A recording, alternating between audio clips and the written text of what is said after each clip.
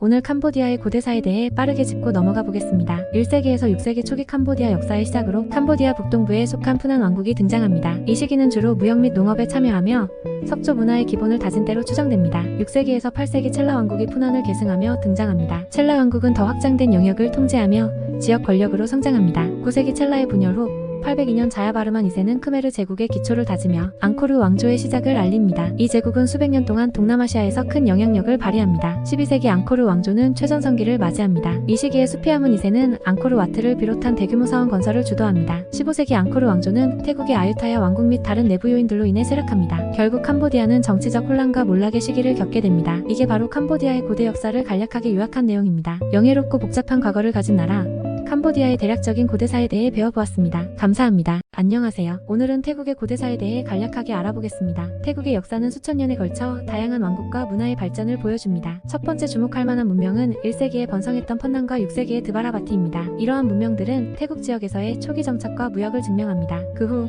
13세기부터 15세기까지는 타이족이 지배하는 시기로 수코타이 왕국이 태국 역사상 첫 번째 진정한 태국인 왕국으로 여겨집니다. 수코타이는 태국 불교 예술과 건축의 황금기를 열었습니다. 수코타이의 뒤를 이은 아유타야 왕국은 1351년부터 약 400년 동안 태국을 통합하고 번영하게 이끌었습니다. 이 시기에 태국은 국제무역과 문화교류에 있어 중요한 역할을 했습니다. 오늘날의 태국은 이러한 고대 왕국들의 유산 위에 세워졌으며 이 왕국들은 태국의 언어, 문화, 정치에 깊은 영향을 남겼습니다. 이상으로 태국 고대사에 대한 간략한 소개를 마칩니다. 미얀마의 역사는 고대 도시 국가들로 거슬러 올라갑니다. 11세기경 바간 왕조가 세워지며 이 지역의 첫 번째 통일된 왕국으로 기록됩니다. 바간 왕조 시대를 대표하는 왕 알로타는 불교를 국교로 채택하며 당시 수천 개의 불교 사원과 탑을 건축하는 데 큰 역할을 합니다. 하지만 13세기 말 몽골의 침입으로 바간 왕조는 몰락하게 됩니다. 이후 여러 소국들이 생겨나며 분열의 시기를 겪게 되죠. 16세기부터는 타운구 왕조가 중앙 집권화를 꾀하며 미얀마의 남부지방으로 그 영향력을 확대합니다. 이 기간 동안 미얀마는 상업과 문화의 중심지로 성장합니다. 18세기 말 콤바흥 왕조가 등장하여 영토를 확장하고 국력을 강화하지만 점차적으로 영국의 식민주의 확장에 직면하여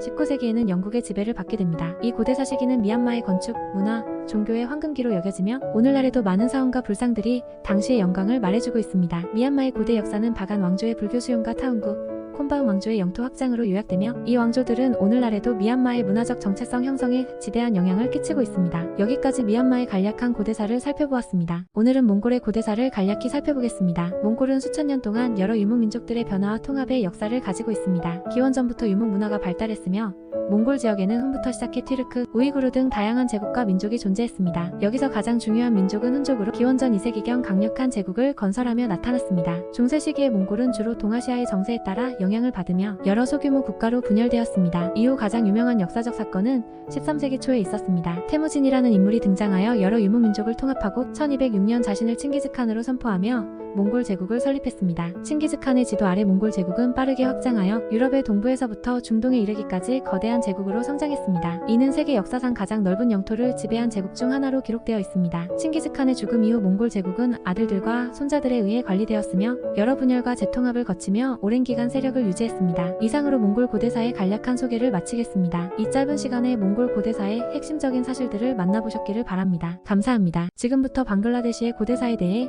간략하게 살펴보겠습니다. 방글라데시 지역은 수천 년에 걸친 풍부한 역사를 자랑합니다. 가장 일찍 알려진 문명은 약 4000년 전 남아시아의 꽃핀 인더스 문명입니다. 이후 마우리아 제국의 통치를 시작으로 여러 강력한 왕조가 이 지역을 지배했습니다. 기원전 3세기 마우리아 제국의 아쇼카 대왕이 이 지역을 통치하면서 불교가 확산되었습니다. 불교는 그 후 오랜 기간 동안 지역의 주요 종교로 남았습니다. 4세기에서 6세기에 걸쳐 구프타 제국이 대부분의 인도와 함께 이곳을 지배하며 문화와 경제가 번성했습니다. 이 시기를 인도의 황금기라고 부르기도 합니다. 구프타 제국의 쇠퇴와 함께 7세기부터 이 지역은 팔라 왕조가 지배했습니다. 팔라 왕조는 불교 예술과 건축이 발달한 시기로 바깥 세계와의 무역 또한 활발했습니다. 11세기 중반 이슬람 상인들이 도래하면서 이슬람교가 소개되었고 13세기부터 16세기까지 이슬람 설탕국들이 방글라데시 지역을 지배하며 이슬람 문화와 정체성을 확립시켰습니다. 이상으로 방글라데시 지역의 고대사에 대한 간략한 정보들을 전달드렸습니다. 이 지역은 고대 문명에서부터 이슬람 문화로 이르기까지 다양하고 풍부한 역사적 배경을 가진 곳입니다. 부탄 고산지대와 히말라야에 위치한 이 작은 나라는 고대부터 오늘날까지 독특한 문화와 역사를 발전시켜온 지역입니다. 7세기경 부탄 지역에는 불교가 전파되기 시작했습니다. 티베트 왕인 송첸 갸포로부터 불교 사상이 현지에 확산되었으며 이는 부탄의 정체성과 문화에 깊은 영향을 미쳤습니다. 16세기에 들어서면서 림포 림푸시 청나사로 알려진 헌생, 라마가 티베트로부터 이주하여 부탄의 불교를 재통합하고 중앙집권화를 추진합니다. 그는 또한 드루크파라 불리는 부탄 불교 학파를 확립하였고 이는 부탄의 정치와 종교를 안정화시키는 데 결정적인 역할을 하였습니다. 이후 부탄은 연달아 들이닥치는 외부 세력의 침략에 맞서 여러 차례 방어에 성공하며